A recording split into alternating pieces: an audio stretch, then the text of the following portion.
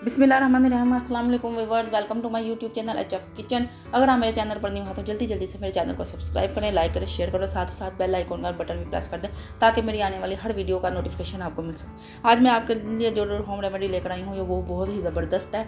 जवान बड़े बच्चे सब खा सकते हैं क्योंकि ये खांसी का इलाज है।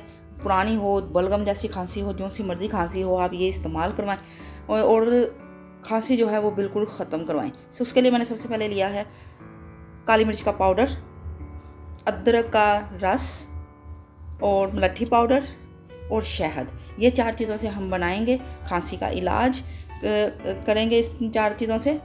और सबसे पहले हमने ले लिया है शहद। शहद मैंने 50 ग्राम लिया है। खालिस मिल जाए तो बहुत ही ज़बरदस्त है। मेरे पास था नहीं, इसीलिए मैंने ये बाज़ार का ही इस्तेमाल कर रही हूँ, लेकिन ये भी बहुत ज़बरदस्त जो है वो बनेगा। हाफ़ टी स्पून मैंने काली मिर्च का पाउडर ले लिया, इससे ज़्यादा नहीं हम लेंगे। उसके बाद हम 1.5 टीस्पून जो है वो अदरक का रस लेंगे। अदरक का रस निकालने का सबसे बेहतरीन तरीका ये है कि आप इसको फ्रीज़ कर दें। फ्रीज़ करने के बाद उसको थोड़ी देर के लिए बाहर रखें और वो नरम हो जाएगा, फिर उसको निचोड़ लें और वो रस आपका मिनटों में तैयार। और मलट्ठी जो है वो मैंने मंसार की शॉप से ले ली थी, वो मैंने पिसवा ली। और अब जो वो है वो इस्तेमाल करें, पिसी हुई यानी कि पाउडर आप उसका बिल्कुल ना परचेज़ करें और आप ख़ुद जो है वो यानी कि लेकर दो।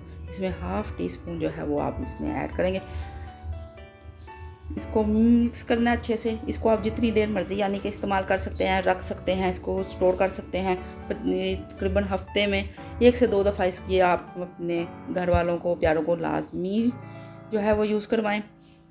गर्म पानी, नीम गर्म पानी लेकर आपने 1 टेबल स्पून से साथ जो है वो इनको खिलाना है।